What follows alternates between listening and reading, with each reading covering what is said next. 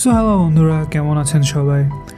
আমাদের এই নীল গ্রহ পৃথিবী গত কয়েক বিলিয়ন বছর ধরে এটিকে ধেয়ে আসা উল্কাপিণ্ডের আঘাত, অন্য গ্রহের সাথে সংঘর্ষ, এমনকি কয়েকবার পুরোপুরি বরফে জমে যাওয়া, এই সবই সহ্য করতে হয়েছে। শুধু তাই নয়, সব ধরনের অদ্ভুত জীবনরূপের দ্বারা এটি শাসিত হয়েছে। মাঝে মাঝে অবাক লাগে আমাদের এই নীল বাড়িটা এত কিছু পেরিয়ে টিকে আছে কিভাবে। কিন্তু যদি আমরা আমাদের গ্রহের ইতিহাসের একটি রুদ্ধশ্বাস সফরে যেতে চাই, তবে আমাদের ফিরে যেতে হবে একেবারে শুরুতে, প্রায় 4.5 বিলিয়ন বছর আগে। প্রায় 4.5 বিলিয়ন আগে আমাদের সৌরজগৎ আন্তঃনাক্ষত্রিক গ্যাস এবং ধুলোয় একটি ঘন মেঘ থেকে তৈরি হতে শুরু করে। এই মেঘটি ভেঙে ঘূর্ণায়মান ডিস্কে পরিণত হয়, যা ধীরে ধীরে আরও বেশি গরম হতে থাকে যতক্ষণ না হাইড্রোজেন হিলিয়ামে পরিণত হয়। আর এভাবেই আমাদের সূর্যের জন্ম হয় এবং আমাদের ছোট্ট পৃথিবীও তখন তার পথে যাত্রা শুরু করে। আমাদের নক্ষত্রের জন্মের পর ঘূর্ণায়মান ডিস্কের শেষ প্রান্তে থাকা সমস্ত পদার্থ একসাথে জমাট বাঁধতে শুরু করে। এই জমাট বাঁধা অংশগুলো ছিল আমাদের সৌরজগতের গ্রহ এবং চাঁদগুলোর বীজ। যত বেশি পদার্থ জমা হতে থাকে, তত তারা বড় এবং গোলাকার হতে শুরু করে। সৌরজগতের শীতল অঞ্চলে জমা হওয়া পদার্থগুলো বেশিরভাগই বরফ, তরল এবং গ্যাস দিয়ে তৈরি হয়েছিল। সূর্যের কাছাকাছি সমস্ত পাথুরে উপাদান মঙ্গল এবং পৃথিবীর মতো অভ্যন্তরীণ গ্রহ তৈরি করে। এই তরুণ পৃথিবী আগ্নেয়গিরির দিক থেকে অবিশ্বাস্যভাবে সক্রিয় ছিল। এটি হাইড্রোজেন সালফাইড, মিথেন এবং কার্বন ডাই অক্সাইডের মতো গ্যাস নির্গত করত। এই গ্যাসগুলোই আমাদের গ্রহের প্রথম বায়ুমণ্ডল তৈরি করেছিল। আদি পৃথিবী ক্রমাগত বড় বড় উল্কাপিণ্ড এবং ধূমকেতু দ্বারা আঘাতপ্রাপ্ত হচ্ছিল এবং শীঘ্রই পৃথিবী আরও একটি ভয়ঙ্কর সংঘর্ষের শিকার হয়, যার নাম ছিল থিয়া নামের মঙ্গল গ্রহের আকারের একটি গ্রহ। আমাদের তরুণ পৃথিবীতে সেই গ্রহটি আছড়ে পড়ে এবং মহাকাব্যিক সংঘর্ষে পৃথিবীর কক্ষপথের চারপাশে পদার্থের টুকরোগুলো ছড়িয়ে পড়ে এবং তাদের মধ্যাকর্ষণ তাদের একত্রিত করে, যা আমরা এখন চাঁদ নামে জানি। এই উত্তপ্ত আদি পৃথিবীতে কোনো মহাসাগর ছিল না, সমস্ত জল গ্যাস হিসেবে বিদ্যমান ছিল। কিন্তু 3.8 বিলিয়ন বছর আগে আমাদের গ্রহ যথেষ্ট ঠান্ডা হয়েছিল যাতে জল ঘনীভূত হয়ে তরল হতে পারে। প্রথম আদিম মহাসাগর এই তরুণ পৃথিবীকে ঢেকে ফেলে এবং এটিকে একটি জলবিশ্বে পরিণত করে।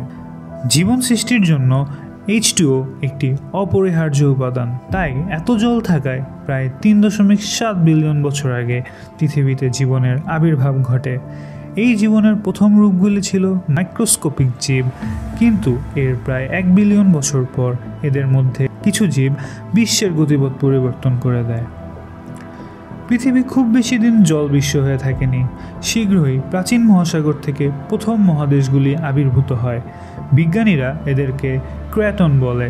যত বেশি ভূমি সমুদ্র থেকে উঠে আসে, ততই পৃথিবীতে প্রথম সুপার কন্টিনেন্ট আবির্ভূত হয়। ভালবারা ঠিক সুপার কন্টিনেন্ট ছিল না, এটিকে বেশ ছোট ছিল।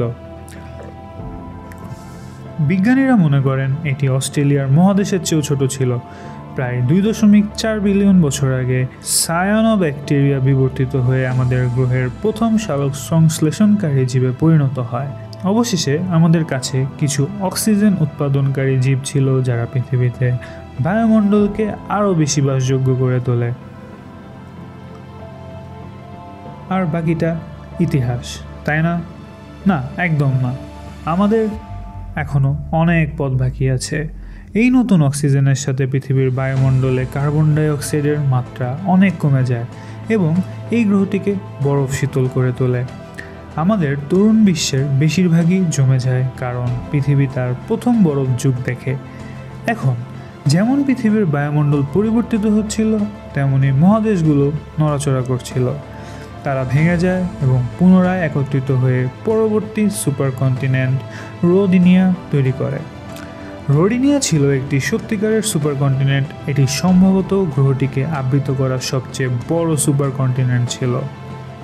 আর জীবন অবশেষে আরও জটিল হয়ে ওঠে। কিন্তু তারপর কিছু একটা তো ঘটেই। রোডিনিয়া ভেঙে যায় এবং একটি নতুন সুপার কন্টিনেন্ট একত্রিত হয়।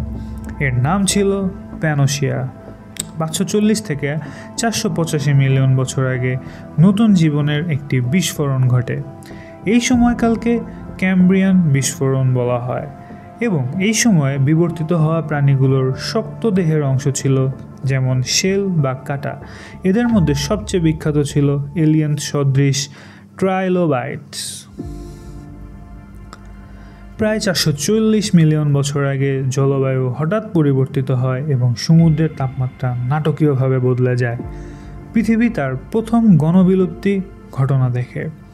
এটি ছিল আর্ডোভিসিয়ান সিলুরিয়ান বিলুপ্তি এবং গ্রহ জুড়ে ছড়িয়ে পড়া বেশিরভাগ জীবনই বিলুপ্ত হয়ে যায়। এই জীবনরূপগুলির মধ্যে অনেকেই আজকের পৃথিবীতে বিদ্যমান বাস্তুতন্ত্রের ভিত্তি স্থাপন করেছিল। প্রায় 420 থেকে 350 মিলিয়ন বছর আগে পৃথিবীর মাটি থেকে প্রথম গাছ জন্ম নেয় এবং প্রথম প্রাণীরা স্থলে তাদের পথ তৈরি করে। 250 মিলিয়ন বছর আগে গ্রহটি আমাদের শেষ বিশাল সুপার কন্টিনেন্ট প্যানজিয়া দ্বারা আবৃত ছিল।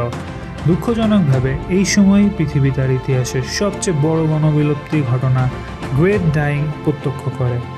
প্রচুর পরিমাণে গ্রিনহাউস গ্যাস এবং দ্রুত গতির বৈশ্বিক উষ্ণায়ন পৃথিবীর প্রায় 90% প্রজাতিকে নিশ্চিহ্ন করে দেয়। কিন্তু এই গণবিলুপ্তি পরবর্তী প্রাণীরা বিবর্তনের পথ প্রশস্ত করতে সাহায্য করে। 240 থেকে 230 মিলিয়ন বছর আগে প্রথম ডাইনোসর আবির্ভূত হয়। পরবর্তী 150 মিলিয়ন বছর ধরে তারা ভূমিতে রাজত্ব করে। আপনি যদি সেই সময় থাকতেন তাহলে আপনি বিশাল সরোপড আর্জেন্টিনোসরাসকে দেখতে পেতেন, যা ছিল সর্বকালের সবচেয়ে বড় স্থলপ্রাণী। অথবা আপনি পৃথিবীর অন্যতম সেরা শীর্ষ শিকারী টি-রেক্স দ্বারা ধাওয়া খেতে পারতেন এবং আপনি প্যানজিয়ার ভেঙে আজকের পরিচিত মহাদেশগুলো গঠনও হতে দেখতে পারতেন। ঠিক আছে, আপনি হয়তো ইতিমধ্যেই জানেন এরপর কি হতে চলেছে। 66 মিলিয়ন বছর আগে একটি উল্কাপিণ্ড আমাদের গ্রহে আছড়ে পড়ে, ঠিক মেক্সিকো যেখানে অবস্থিত। এটি বায়ুমণ্ডলে এত বেশি ধ্বংসাবশেষ নিক্ষেপ করে যে এটি সূর্যকে ঢেকে দেয়।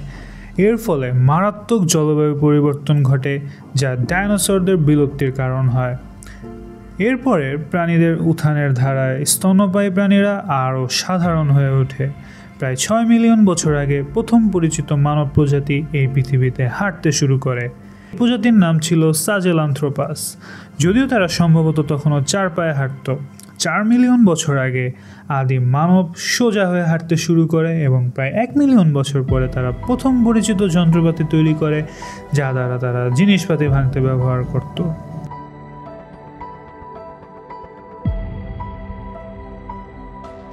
প্রায় 8 লক্ষ বছর আগে কিছু একটা ঝলসে ওঠে।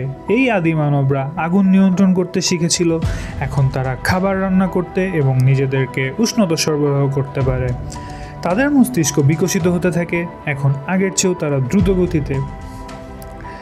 এই মানুষেরা একে অপরের সাথে এবং চারপাশের বিশ্বের সাথে সম্পূর্ণ নতুন উপায়ে যোগাযোগ করতে শিখে। তারপর 40,000 থেকে 15 বছর আগে হোমো স্যাপিয়েন্স ছাড়া অন্যান্য সমস্ত মানব প্রজাতি বিলুপ্ত হয়ে যায়।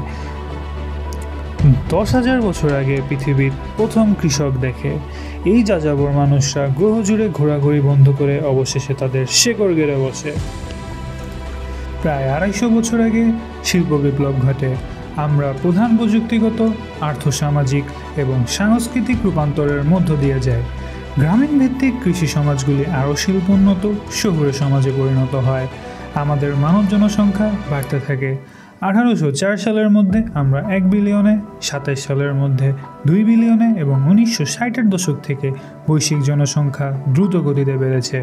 বর্তমানে এটি 8 বিলিয়নেরও বেশি মানুষে দাঁড়িয়েছে।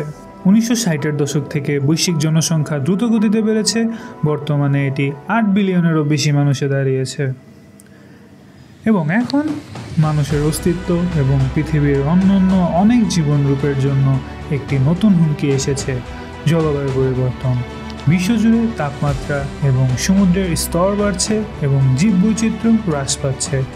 যদি পরিস্থিতি পরিবর্তন না হয় তবে আমরা হয়তো আরেকটি গণবিলুপ্তির ঘটনার দ্বার প্রান্তে দাঁড়িয়ে আছি। কিন্তু সে গল্প আরেক দিনের জন্য তোলা রইল। তো আজকের ভিডিও এই পর্যন্তই। ভিডিওটি ভালো লেগে থাকলে লাইক, শেয়ার, সাবস্ক্রাইব করবেন এবং বন্ধুদের সাথে শেয়ার করবেন। তো দেখা হবে নেক্সট ভিডিওতে। ততদিন পর্যন্ত ভালো থাকবেন, সুস্থ থাকবেন। আল্লাহ হাফেজ।